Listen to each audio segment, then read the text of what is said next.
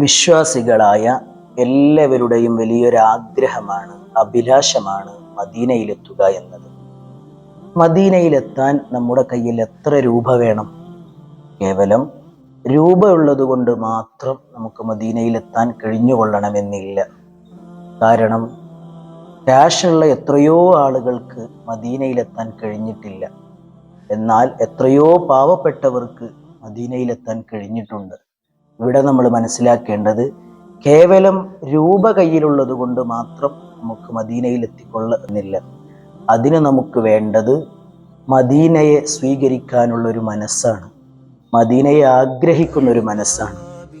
ഈ ഒരു ആഗ്രഹവും അതിനുവേണ്ടിയുള്ള പരിശ്രമവും നമ്മുടെ കൂടെയുണ്ടെങ്കിൽ തീർച്ചയായും നമുക്ക് മദീനയിലെത്താൻ കഴിയും.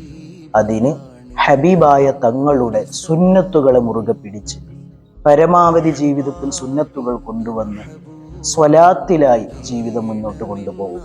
തീർച്ചയായും മദീനയിലേക്ക് നമുക്ക് എത്താൻ കഴിയും. കാരണം എത്രയോ പാവപ്പെട്ടവർ മദീനയിലേക്ക് കാൽനടയായി എത്തിയവരുണ്ട്, പല രൂപത്തിലായി മദീനയിലേക്ക് എത്തിയവരുണ്ട്. അള്ളാഹു നമുക്ക് മദീനയെ കാണാനും ഹബീബായ തങ്ങളോട് സലാം പറയാനും തൗഫീഖ് നൽകും. ഒന്ന് കണ്ടോട്ടെ അനുവാദം തരുമോ, എൻ്റെ ഹൃദയത്തിൻ ഇരുളങ്ങ്